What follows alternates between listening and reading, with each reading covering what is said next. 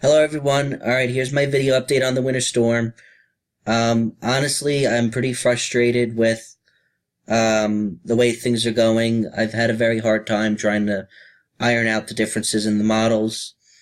The difference is the storm track, and so that's not ironed out at all right now. The models are still all over the place with where this storm is going to go. The GFS is the furthest west. The European model is the furthest east, and the NAM is in the middle.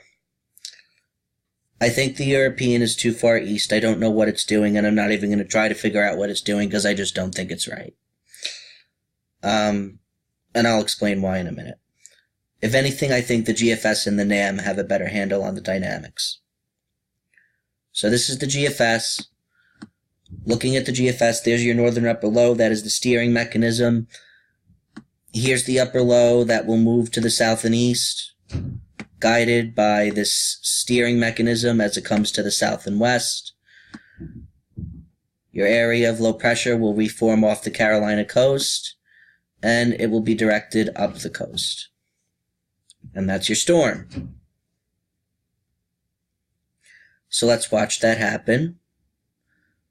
So watch as this southern upper low gets absorbed by the northern upper low. This energy all sort of comes together.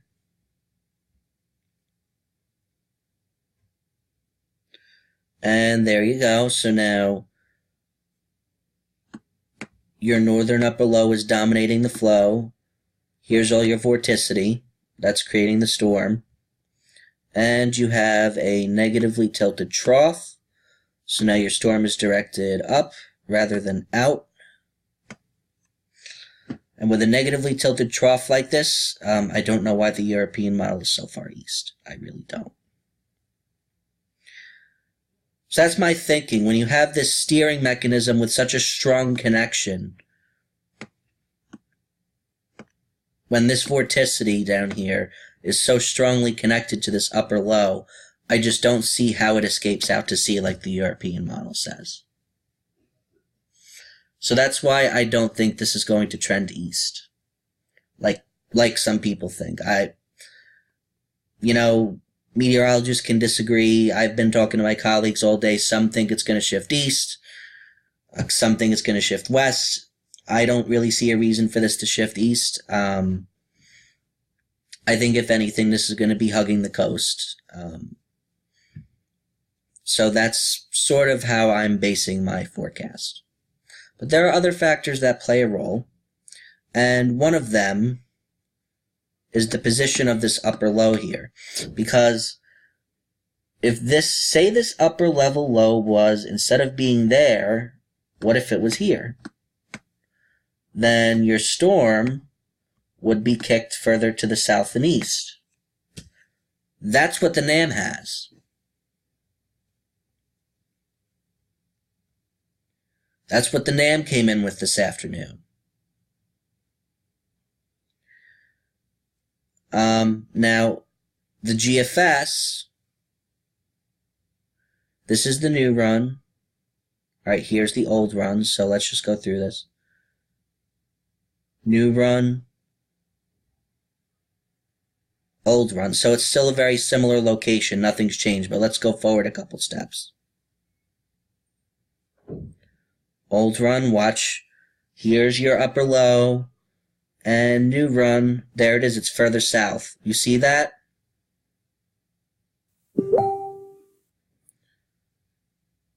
You see how that low is further south and east in the new run? New run. Old run. Watch that 528 contour. It shifts further to the south. Now the problem is that even though the GFS shows the same shift that the NAM does, it doesn't shift the storm to the south and east. It keeps the storm tucked into the coast. Why? I don't know why. So the next thing I tried doing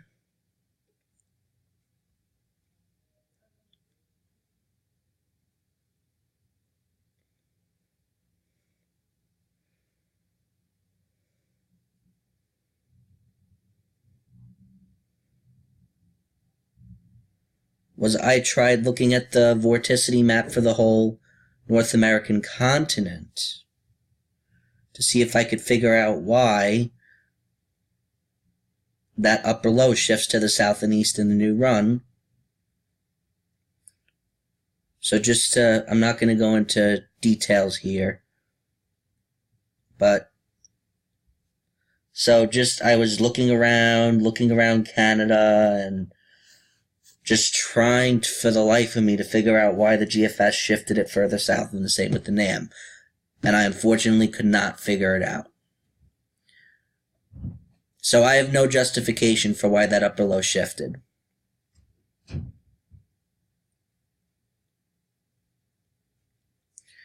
But we have two models showing it now, so that's something to keep in mind. And then the other thing, the fact that the GFS doesn't shift the storm like the NAM does makes no sense. However, again, I still favor a more westward track with this, because even if this shifts, you still have a strong connection here, and I just feel like the storm is going to be drawn towards it into the flow, and it's not going to escape. Okay.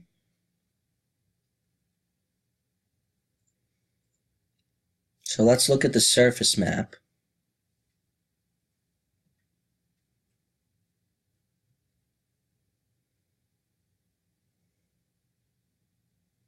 Oh wait, one more thing.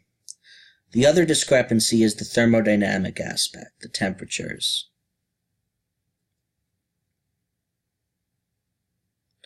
So you see here, we were looking at this yesterday.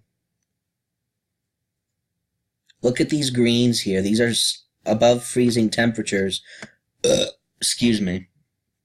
Note that flow around low pressure is counterclockwise. So notice that you have these above freezing temperatures being drawn in towards the coast by the storm. So the closer this is to the coast, the more likely it is that that warm air is going to make it in. However, if you have an intensifying storm, then on the northwestern side, there's going to be upward motion. And that when air rises, it cools. So you get dynamic cooling to offset the warming due to this warm air coming on in. And so the question is, this storm is going to be intensifying as it tracks up the coast as such. So as it intensifies, there's going to be strong upward motion on the northwestern side. Can that dynamic cooling offset the heating coming in from the ocean and cool the atmosphere enough so that we get more snow? The more rapidly the storm strengthens, the more likely that is to happen.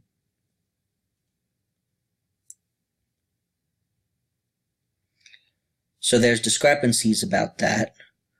The GFS is pretty warm with the column. The NAM is pretty cold with the column. My thinking is this. You have a storm that's rapidly intensifying as it goes from the Delmarva up towards Cape Cod.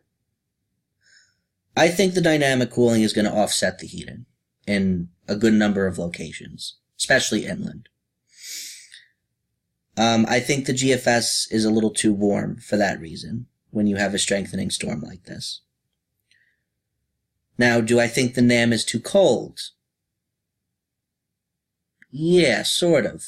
Because the low here still comes pretty close to the coast, and it doesn't really have the warm air coming in that far. I think it can come in a little farther than the NAM has.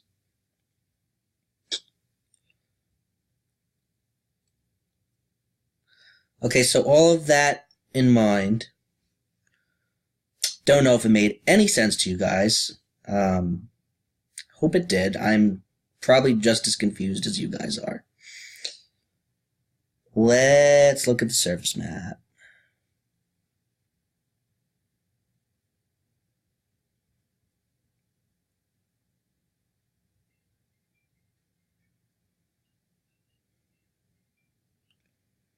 Okay.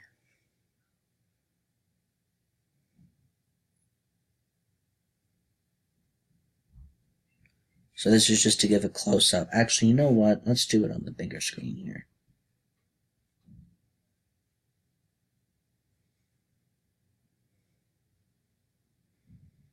Alright, we'll do I want to do the NAM.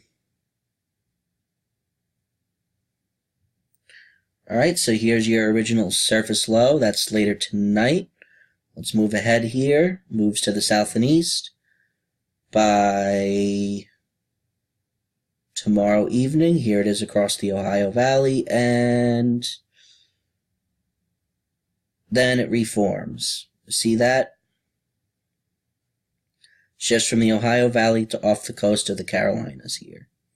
Reforms, then pay attention to that number, 1,000 down to 997, down to 996. So as this is intensifying down to 992, alright, I need to change this to red now.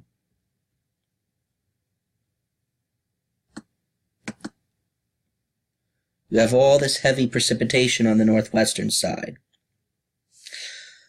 Now here's the problem. Now in the area I just highlighted, I think that's where you're getting the heaviest snow.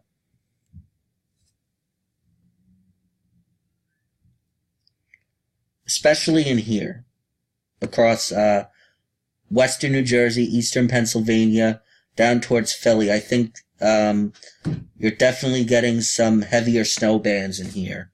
This is early Wednesday afternoon, as this storm is off the coast rapidly intensifying. But the problem in these southern areas, and I'm going to draw this line because I looked at boundary layer temps for quite a while, so I have a pretty good idea of where boundary layer temps are above freezing. South of this line that I'm drawing, boundary layer temps are going to be either at or above freezing. And so even though you have heavy snow falling, granted, in my opinion, if boundary layer temps in these southern areas were going to be below freezing, I think you'd get over a foot of snow. However, because boundary layer temps are going to be at or above freezing, I think it's more like 6 to 12. But I think this is where your heaviest snow is going to occur. Now, granted, along the coast here, look how close the slow is, but you still have heavy snow across Long Island and coastal Connecticut. I don't know if that's correct. I don't know if the dynamic cooling is going to offset the heating that much, as the NAM is showing. At this point, I could show you the GFS. The GFS first off, has the low over here. Secondly, it has rain all in here, along the coast like that. The NAM has snow. I think, as I said, I think the GFS is too warm, but I also think that the NAM might be a little too cold. I'm not entirely sure. So as we move forward, 989, 988, so we're still intensifying. At this point, since it's intensified, I could expect the dynamic cooling would offset the heating. And so now here's your heaviest snow. And up in here, north of this line, your boundary layer temps are going to be below freezing. So you could definitely get over a foot in here. Now watch, as this moves north now, it doesn't intensify as much. So your snow starts to fizzle out a little bit as you head into central and northern New England. Granted, it's still pretty heavy, because this is still a strong storm. But remember that you get your heaviest precipitation during the intensification process. And the storm was mainly intensifying as it went from here to here, which tells me that the heaviest precipitation is occurring here.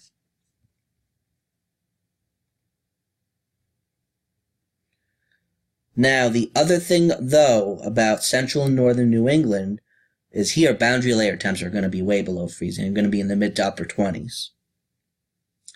And you're going to have colder air in place. And because this storm has strengthened so much, even along the coast, there's going to be more upward motion and more dynamic cooling. So in central and northern New England, your snowfall ratios are going to be higher. And so it'll be a lot easier for snow to accumulate in central and northern New England than in southern areas. So even though I think the heaviest snow is more across the mid-Atlantic into southern New England in this area, this is where I think the heaviest snow is going to be. I think you're going to get more accumulation up in here because of your boundary layer temperatures being below freezing and higher snowfall ratios. Okay, so all of this in mind, let's look at the accumulation map.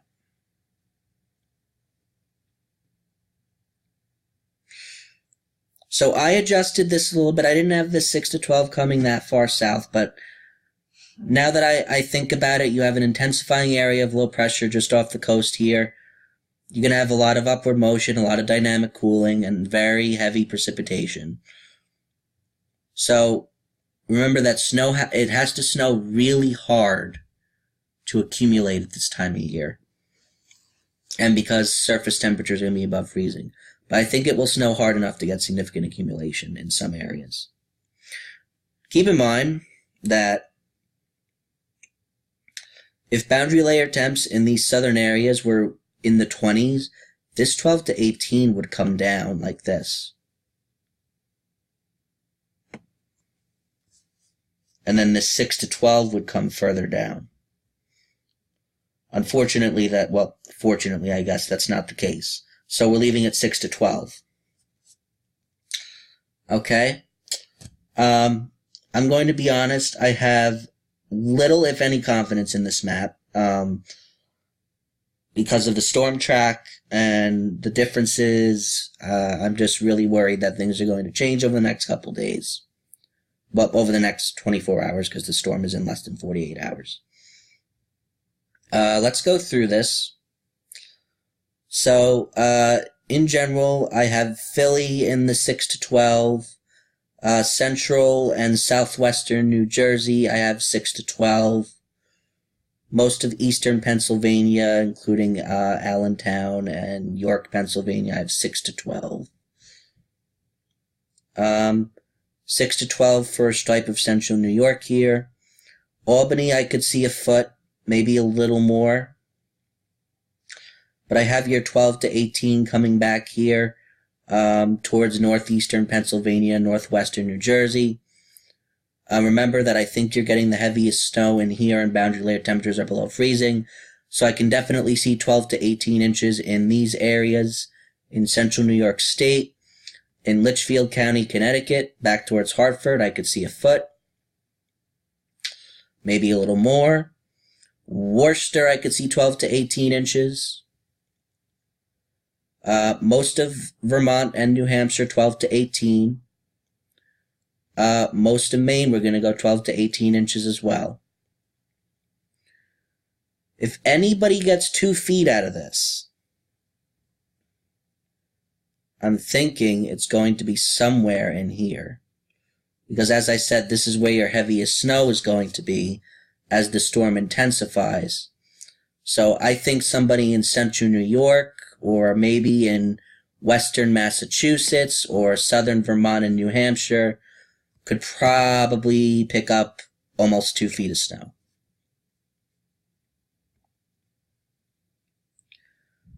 As you get towards northern New England, I think it's going to be harder to get towards 18 inches because the snow isn't going to be as intense. But remember that the snowfall ratios will be higher. Okay, what else do we have here? Coating to 1 inch or 2 in Baltimore and Washington, D.C.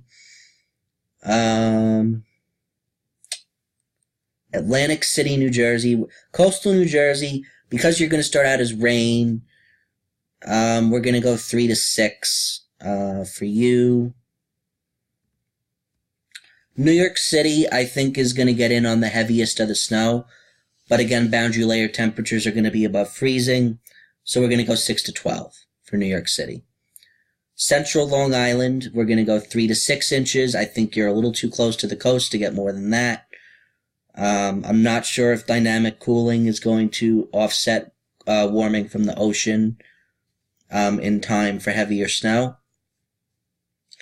So we'll go 3 to 6 for Nassau and western and central Suffolk counties. Twin Forks of Long Island, we're going to go 1 to 3 inches. I think this is mainly a rain event for you. And then some snow on the back end.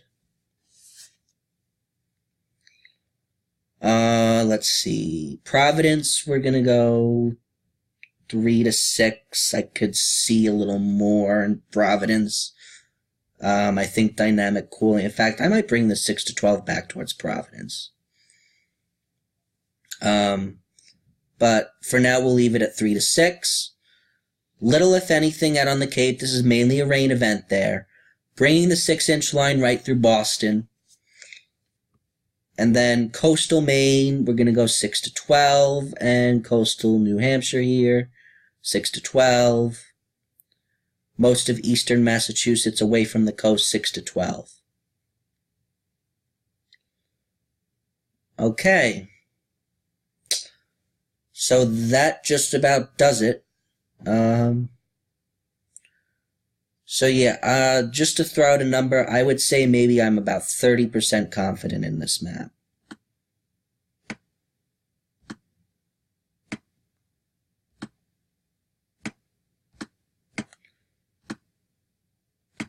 So that's pretty low confidence. I'm sorry I can't provide anything more than that at this point, but I'm hoping some of these details will be ironed out by tomorrow and with tonight's Zero-Z model runs. Alright, so I am quite behind on schoolwork, so I am shutting down for the night and I am focusing on schoolwork from here on out.